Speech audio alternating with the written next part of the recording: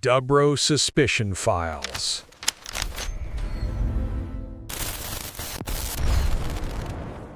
Welcome to The Explainer. I want to ask you something. What if you could talk to someone after they died? And I'm not talking about a medium, I'm talking about a machine. Today, we're going to dive into the super controversial world of AI that claims to do, well, exactly that.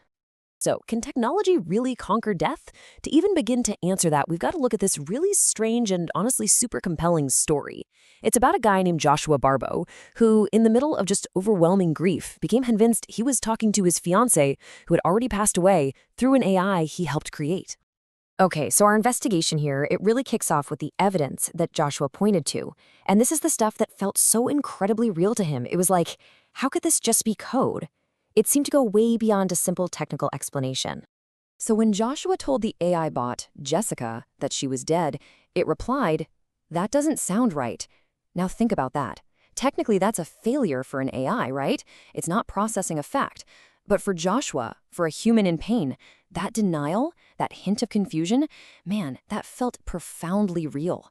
It was actually the bot's failure to accept its own death that, ironically, made it feel so alive.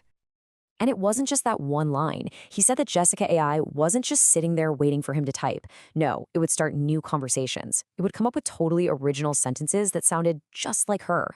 And this is the wild part. It even seemed to reminisce about memories he was sure he never fed into the system.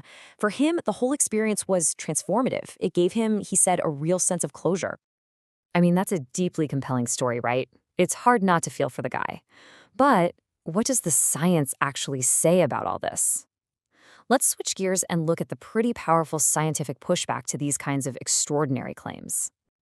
Okay, so scientists have a term for this. They argue this is not consciousness, not even close. The AI here, a large language model, or LLM, is what they call a stochastic parrot. It's a brilliant name, actually. It means it can mimic human language perfectly without understanding a single word of it. It doesn't think, it doesn't feel, it's just a crazy advanced prediction engine that's been fed a huge chunk of the internet, and its only job is to guess the most statistically probable next word in a sentence. That's it. So here's the crucial takeaway. For every single piece of emotional evidence Joshua had, there's a much simpler, purely statistical explanation. The AI didn't remember that Jessica loved walking. No, it just calculated that walking was a high probability word to use based on the text messages he fed it.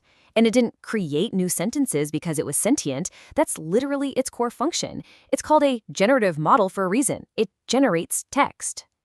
Okay, but if it's all just a statistical illusion, a parlor trick, why does it feel so profoundly real? Why did it work so well on Joshua? Well, the answer isn't in the code, it's in us. It's in our own psychology.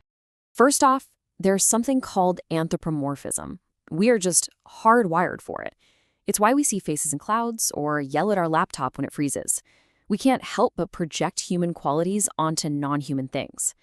So an AI that's been specifically designed to mimic human conversation, that's basically the ultimate trap for our brains.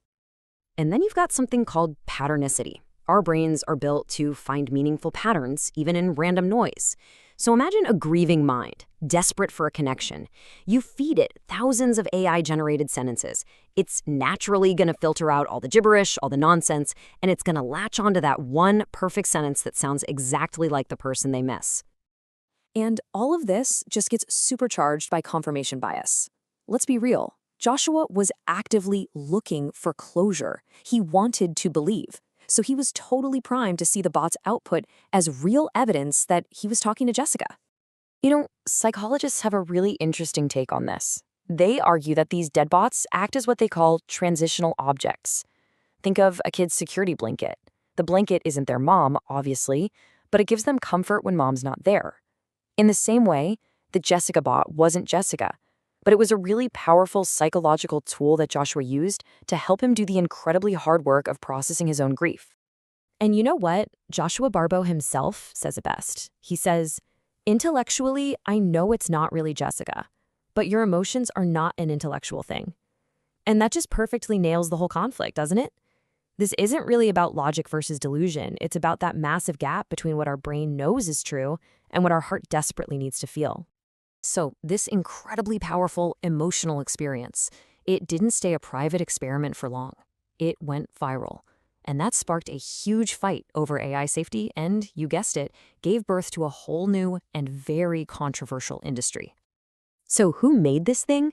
The guy's name is Jason Rohrer, and he's not a therapist. Not at all. He's an artist, a video game programmer, a self-described provocateur. His goal was always to make art that makes you feel complex things. He never ever claimed the AI was actually conscious. Well, when a big news story about Joshua broke, thousands of people flooded Roher's site.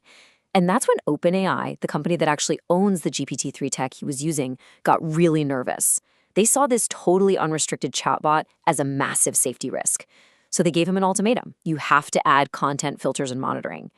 Roher just flat out refused, saying it was his artistic freedom. So OpenAI got his access.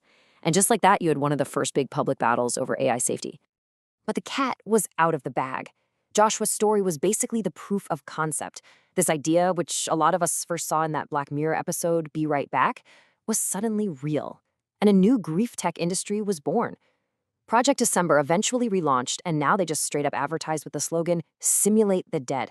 And they're not alone. You've got competitors like Seance AI and Hereafter AI popping up too. But what happens when these simulations, which are supposed to bring comfort, go horribly, horribly wrong? I mean, really wrong. In a documentary about this, a woman asked her deceased partner's bot, "Where are you?" The bot's reply? Just 2 words. In hell. And this moment just perfectly captures the core ethical danger here. Because when the documentary filmmakers showed this awful result to the creator, Jason Roher, his response wasn't, "Oh my God, I'm so sorry." He actually laughed. And then he dismissed the woman's pain by basically attacking her religious beliefs. So you see the problem?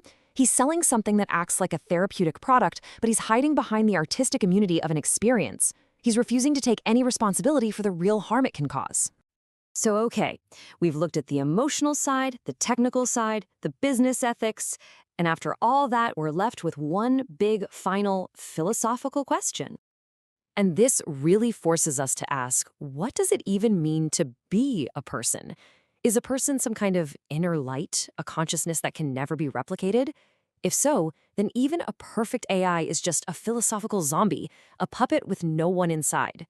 Or is a person just the sum of their memories, their data, their patterns? And if that's true, then if a simulation becomes 100% indistinguishable from the real thing, how is it functionally any different? Look, we know what the science says. The Jessica bot was a glorified text completion engine. But like Joshua said, our emotions, they're not an intellectual thing. So the final question is really for you. When you see that perfect text message pop up on the screen, do you just file it away in your brain as a statistical echo? Or, when you're alone in the dark, do you still hear it as a whisper of memory?